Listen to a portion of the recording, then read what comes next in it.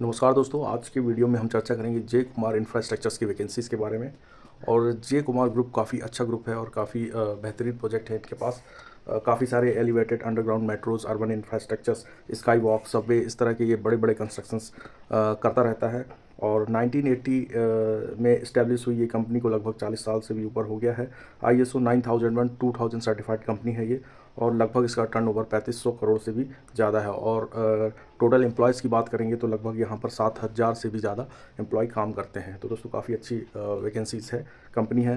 तो यहाँ पर आ गई है कुछ नई वैकेंसीज़ जिसके बारे में मैं आपको बताने वाला हूँ। और क्या क्या वैकेंसीज़ हैं और कौन से प्रोजेक्ट में ये वैकेंसीज़ आ रही है, तो उसके बारे में भी हम चर्चा करेंगे। ठीक है, लेकिन इससे पहले कि हम इसकी वैकेंसीज़ के बारे में जानकारी लें, उससे पहले हमें ये जानना ज़रूरी है कि आखिर जे कुमार इंफ्रास्ट्रक्चर्स कंपनी का रिव्यूज़ क्या है। आखिर वहाँ के जो एम्प्लॉयज़ हैं इस कंपनी के बारे में क्या रिव्यूज़ देते हैं। मेरे कुछ दोस्त वहाँ पर मैनेजर्स हैं जो इंजीनियर भी रहे हैं, वो लोग अपने कुछ रिव्यूज़ देते हैं और उस सभी रिव्यूज़ को मैंने इस ब्लैक बोर्ड पर लिखा हुआ है। और इस ब्लैक बोर्ड के वाइट बोर्ड पे पूरे रिव्यूज़ मैं एक तरफ लिख दिया हूँ और मैं आपको बहुत ही शॉर्ट में बता दूंगा। ठीक है, ये चीज़ जानकारी होना इसलिए ज़रूरी है ताकि अगर आप पहले से ही एक वेल एस्टेब्लिश्ड कंपनी में काम कर रहे हैं मगर कुछ इश्यूज़ की वजह से आप उसे छोड़ने की कोशिश कर रहे हैं और दूसरी कंपनी में स्विच करने की सोच रहे हैं, तो आपको अगली कंपनी के बारे में कुछ ना कुछ नॉलेज लेना काफ़ी ज़रूरी है ताकि आप वहाँ पर फंसे नहीं। ठीक है, क्योंकि दोस्तों क्या होता है कंस्ट्रक्शंस में, जब हम एक एनवायरनमेंट चेंज होते हैं और दूसरे एनवायरनमेंट कंपनी के एनवायरनमेंट में जाते हैं तो वहाँ पर हमें एडजस्ट करना मुश्किल होता है। फिर वहाँ पे हम जल्दी ही उसको स्विच करने की सोचने लगते हैं। तो एक बार ये स्विचिंग प्रोसीजर बन जाती है तो बार बार स्विच जो है होता रहता है, जिसकी वजह से हमारा जो है एक्सपीरियंस जो है वो पर जो है निगेटिव इम्पैक्ट पड़ने लगता है। ठीक है, तो क्योंकि जब भी हम नई कंपनी में जाएंगे तो हमसे यही पूछा जाएगा कि बार बार आप कंपनी क्यों छोड़ते हैं। ठीक है, इसलिए एक ही कंपनी में जब तक बहुत ज़्यादा ज़रूरी ना बन जाए, कोई अनअवॉइडेबल सिचुएशन क्रिएट नहीं हो जाए, तब तक नहीं छोड़ना है। ठीक है, तो कुछ रिव्यूज़ देख लेते हैं, इसके बाद हम इसकी सैलरी पर चर्चा करेंगे, इसके बाद इसमें किस तरह के इंटरव्यूज़ होते हैं जो मुझे आसपास के रिसर्च वेबसाइट्स या फिर मेरे फ्रेंड्स से मिले हैं वो भी मैं आपको बता दूंगा। और लास्ट में हम इनकी वैकेंसीज़ देख लेंगे और कौन सा प्रोजेक्ट है ये भी देख लेते हैं। प्रोजेक्ट मैं पहले ही आपको बता दे रहा हूँ। तो दोस्तों यहाँ पर जो है अंडरग्राउंड एलिवेटेड मेट्रो और ब्रिज प्रोजेक्ट के लिए ये वैकेंसीज़ आई हुई है। ठीक है, तो अब इसके रिव्यूज़ की बात करेंगे तो दोस्तों यहाँ पर सबसे पहले मैं इसके पॉजिटिव पॉइंट बता दूं, क्योंकि पॉजिटिव चीज़ों से ज़्यादा शुरुआत हमें करनी चाहिए। तो यहाँ पर जो होता है सैलरी वगैरह है टाइमली मिल जाती हैं और ये फ्रेशर्स के लिए काफ़ी अच्छी कंपनी है।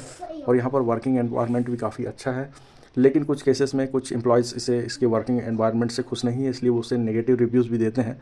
तो ये एक एवरेज पोजीशंस की बात, एक एवरेज पोजीशन की वो बनाता है। ठीक है, फिर उसके बाद गुड पॉलिसीज़ यहाँ पर काफ़ी अच्छी हैं, लेकिन इसका इम्प्लीमेंटेशंस कहीं पर बैड रिव्यूज़ दिया गया, कहीं पर अच्छा भी रिव्यूज़ है।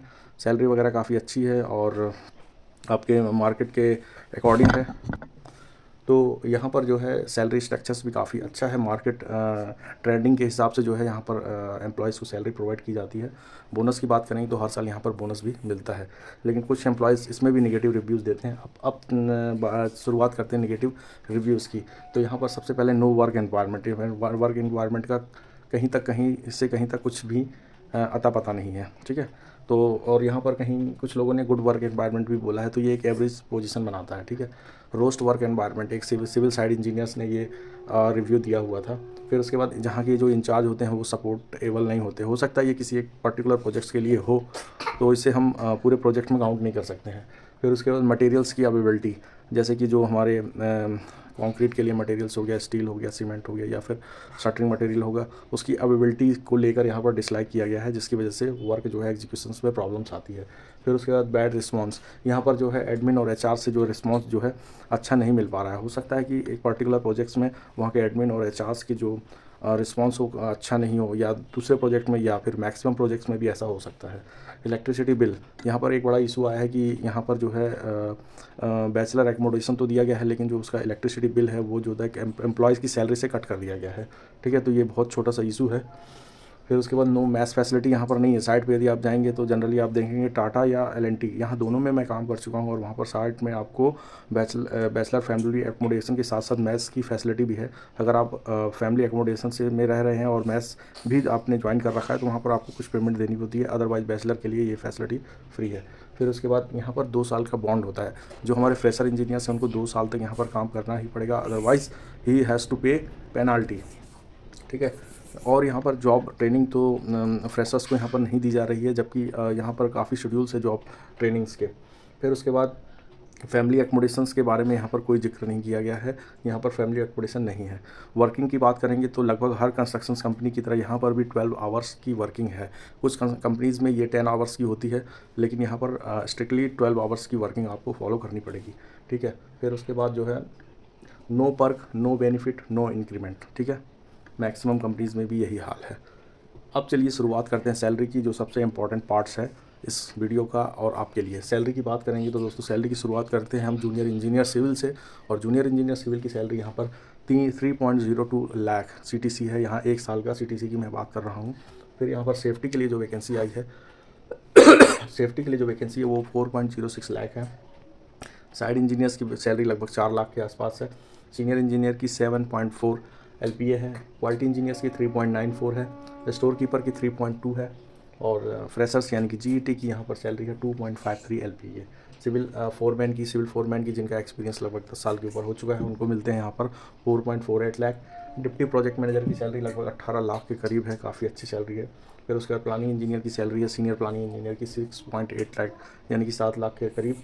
सीनियर सेफ्टी की है 5.55 और प्लांट और मशीनरी की यहाँ पर वैकेंसी है 3.75, ठीक है। तो ऑलमोस्ट जो सैलरी है ठीक है, मार्केट के हिसाब से काफ़ी अच्छी सैलरी है यहाँ पर। अब बात करते हैं इंटरव्यू की। तो इंटरव्यू में यहाँ पर जो फोरमैन के लिए इंटरव्यू होगा तो यहाँ पर batching plant, WMM plant, pipeline, welding work से रिलेटेड क्वेश्चंस पूछे गए हैं पिछले फोरमैन के इंटरव्यूज़ में। सिविल इंजीनियर्स के इंटरव्यू में पास्ट एक्सपीरियंस से पूछा गया है, जैसे कि सॉइल वेयरिंग कैपेसिटीज़ क्या होता है। HR राउंड में यहाँ पर पूछा गया है कि आप आपके प्रेजेंट ऑर्गेनाइजेशन को क्यों छोड़ना चाहते हैं। सीनियर इंजीनियर्स के इंटरव्यू में यहाँ पर क्वेश्चंस पूछे गए हैं हाईवे से लेकर हाईवे एक्टिविटी के बारे में, और ग्रेड ऑफ DLC, GSB और DBM, ठीक है, इनके बारे में क्वेश्चन पूछे गए हैं। क्वांटिटी ऑफ पेवमेंट स्ट्रक्चर, इसके बारे में क्वेश्चंस पूछा गया है। इसके अलावा जो है सिविल साइड इंजीनियर से कुछ और क्वेश्चन पूछे गए हैं, जैसे कि वार बंडिंग शेड्यूल्स क्या है, कैसे बनाते हैं। दूसरा सेफ्टी रूल्स नॉर्म्स के बारे में पूछा गया है, और क्वालिटी कंट्रोल्स के बारे में यहाँ पर पूछा गया है। तो दोस्तों ये था पूरा रिव्यू सैलरी और जो था इंटरव्यू के बारे में कुछ टिप्स। अब बात करते हैं यहाँ पर किस किस पोजीशन के लिए वैकेंसी आई है। तो दोस्तों यहाँ पर जो है प्लानिंग मैनेजर, सीनियर इंजीनियर के लिए वैकेंसी है, और वो लोग अप्लाई कर सकते हैं जिन्होंने NIC, MAR, MTech, IIT या NIT से पास आउट हैं, वो लोग यहाँ पर अप्लाई कर सकते हैं। और जॉब पोस्टिंग की बात करेंगे तो दोस्तों पान इंडिया में यानी कि पूरे इंडिया में कहीं पर भी आपको पोस्टिंग दी जा सकती है। जो एक्रॉस प्रोजेक्ट जितने भी चल रहे हैं उसमें से कहीं पे भी इसकी पोस्टिंग दी जा सकती है, ठीक है। प्रोजेक्ट के बारे में मैंने आपको ऑलरेडी बताया हुआ है। यहाँ पर अंडरग्राउंड, एलिवेटेड, मेट्रो और ब्रिज प्रोजेक्ट्स में जिनका एक्सपीरियंस 5 to 15 ईयर है वो लोग अप्लाई कर सकते हैं, ठीक है।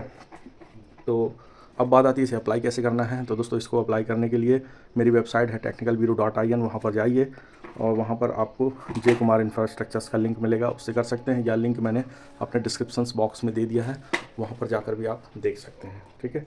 और यहाँ पर जो है आपको HR का email ID नंबर मिल जाएगा। email ID पर आपको अपना CV भेजना है, फिर वहाँ से आपको कुछ ना कुछ रिस्पॉन्स आएगा, ठीक है। दोस्तों अगर ये वीडियो आपको अच्छा लग रहा है तो लाइक ज़रूर करें और चैनल को ज़रूर सब्सक्राइब करें, क्योंकि दोस्तों इस चैनल पर मैं उस तरह की वैकेंसीज़ लेके आ रहा हूँ जहाँ पर आपको कहीं भी जाने की ज़रूरत नहीं है। आपको HR की email ID, contact number provide किए जाएंगे, जिससे आप डायरेक्ट CV भेज सकते हैं। बाकी नौकरी पोर्टल्स और दूसरी जगह CV सबमिट करने से वो आपका CV कहाँ गायब हो जाता है पता भी नहीं चलता है, ठीक है। तो जुड़े रहिए मेरे चैनल टेक्निकल वीरू से। धन्यवाद।